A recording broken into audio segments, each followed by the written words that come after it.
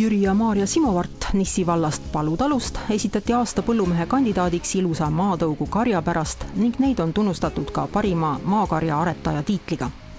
Kui me siia tulime, siis öeldi, lugesime, et need maatõugu lehmad on väga vähe nõudlikud ja siin ei olnud neid maid nii eriti priisata, et kasvavad siin metsakarjamatel ka. Kas see väide on siis nagu ennast õigustanud ka, et nad on vähenõudlikud ja peale selle nad ju annavad vähem piima ka, et kas see lõpuks nagu ikkagi tasub ära ennast? Noh, nad saavad suurema toetuse riigipoolse ka, nii et keskelt läbi nad veavad sama välja, mis teisedki.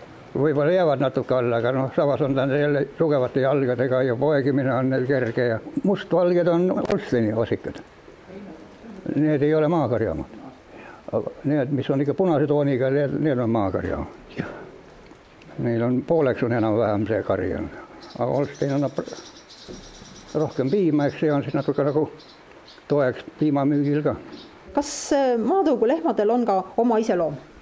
Neil on see iseloom on neil säilinud ilmselt sellest, et nad ikkagi ei ole nii palju aretatud, nad on väga jonnakad ja siis endast lugu pidavad sellised, et ega nad endale liiga teha ei lase.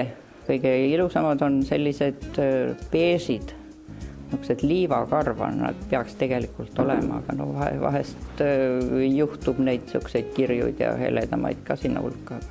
Vanemate kõrval teevad tööd pojad ning üks oma külast pärit puudega töömees. Simovardid kolisid oma esivanemate tallu kohe, kui see tagasi anti. Enne seda elasid nad aga Tallinnas Lasnamäel ja käisid tööl tehases. Praegust valikut pole nad kunagi kahetsenud. See mõte tekkis kohe, nagu tekkis selline võimalus. Minul ei olnud küll mitte mingisugust tuju elada seal Lasnamäel kuskil mingisuguses kivikorteris, kus ma pidin iga hommikul 9. korra pealt alla jooksma ja tööle minema. Kui ikka oled taluperenaine, mõtlesin, et siis mul on ju kõik enda teha, mis ma teen ja mul ei ole niisugust riigitööd ma enam teha ei tahtnud. 27 lehma hommikuti õhtuti ära lüpsta, pluss siis veel aed, mis teil nii korras on ja nagu ütlesite, käsitöö. Kas raske ei ole? Ei ole.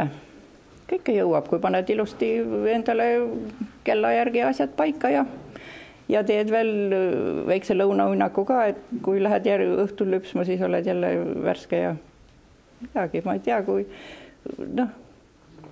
lihtsalt kella ajal paned kõik asjad paika, kuidas on, mina ei tea, kõike jõuab.